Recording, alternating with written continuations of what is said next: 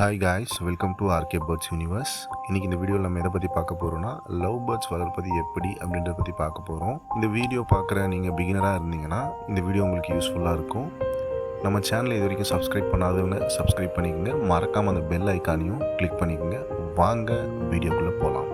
Love பேர்ட்ஸை வளர்க்கணுன்னு ஆசைப்பட்டிங்கன்னா முதல்ல செய்ய வேண்டிய விஷயம் கேஜ் தாங்க. கேஜ்னு எடுத்துட்டிங்கன்னா ரெண்டு விஷயம் இருக்குது. ஒன்று சைஸு, இன்னொன்று எந்த இடத்துல ஃபிக்ஸ் பண்ணுறீங்கன்றது ரொம்பவே முக்கியங்க.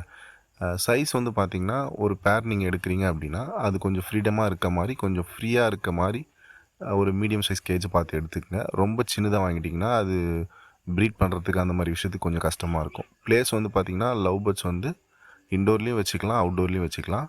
இன்னொரு முக்கியமான விஷயம் என்னென்னா, லவ் பேர்ட்ஸ் வந்து அதிகமான ஹீட்டையும் தாங்காது, அதிகமான கூலிங்கையும் தாங்காது.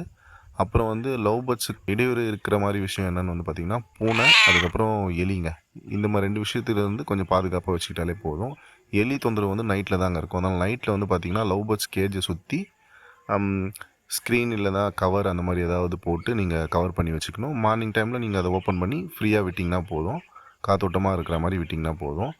அப்புறம் கேஜ் வாங்கும்போது ஒரு சின்ன லாக் மாதிரி ஏதாச்சும் வாங்கி வச்சுக்கோங்க. ஏன்னா அந்த பூனை தொந்தரவு அந்த மாதிரி விஷயத்துக்கு அது கொஞ்சம் இடையூறு இல்லாமல் இருக்கும். அப்புறம் வந்து பார்த்திங்கன்னா லவ் பேர்ட்ஸு ஃபுட்டுங்க. லவ் பேர்ட்ஸ் ஃபுட்டுன்னு வந்து பார்த்துக்கிட்டிங்கன்னா தினம் வந்து மெயினாக இருக்கணுங்க. அதுக்கப்புறம் தண்ணி டெய்லி ஒன்ஸ் கண்டிப்பாக மாற்றணும்.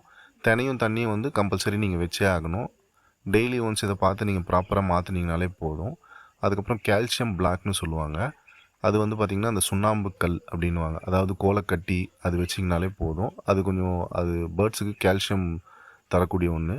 அதுக்கப்புறம் செம்மண் அப்படி இல்லைனா செங்கல் துகள் அது வச்சிங்கன்னா பேர்ட்ஸுக்கு வந்து அந்த டைஜஷன் பிரச்சனை இல்லாமல் இருக்கிறதுக்கு கொஞ்சம் உதவியாக இருக்கும். அதுக்கப்புறம் பேர்ட்ஸ் வந்து பார்த்திங்கன்னா கரெக்டாக நீங்கள் மேல் ஃபீமேல் ஐடென்டிஃபிகேஷன் பண்ணி வாங்குங்க.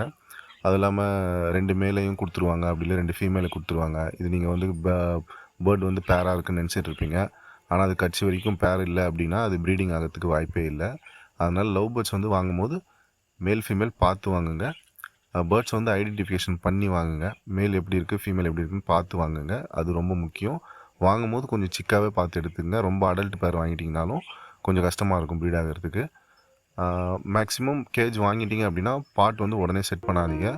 ஒரு மினிமம் ஒரு 1 மந்த் விட்டு அதுக்கப்புறமா பாட்டு செட் பண்ணுங்கள். அதுக்கு அப்போ தான் வந்து பார்த்திங்கன்னா அது இருக்கிற இடத்துக்கு அடாப்ட் ஆகி ப்ரீடிங் பண்ணுறதுக்கு அந்த மாதிரி விஷயத்துக்கு கரெக்டாக இருக்கும். இந்த வீடியோவில் லவ் பேர்ட்ஸ் வந்து வளர்க்கணுன்னு ஆசைப்படுற பிகினருக்கு ஒரு இன்ட்ரோ மாதிரி தான் இந்த வீடியோ வந்து நான் டீட்டெயில்ஸ் கொடுத்துருக்கேன். அடுத்த வீடியோவில் வந்து கேஜ் எப்படி மேக் பண்ணுறது, லவ் பேர்ட்ஸுக்கு என்னென்ன ஃபுட் கொடுக்கலாம், லவ் பேர்ட்ஸ் எப்படி ஐடென்டிஃபிகேஷன் பண்ணுறது, லவ் பேர்ட்ஸுக்கு என்ன ஃபுட்டெல்லாம் கொடுக்கக்கூடாது, என்ன ஃபுட்டெல்லாம் கொடுக்கணும், எந்த மாதிரி இடத்துல வைக்கணும், எப்படி பாட் ஃபிக்ஸ் பண்ணணும் அப்படின்னு ஒரு விஷயமா நான் ஒரு வீடியோவில் அப்லோட் பண்ணுறேன்.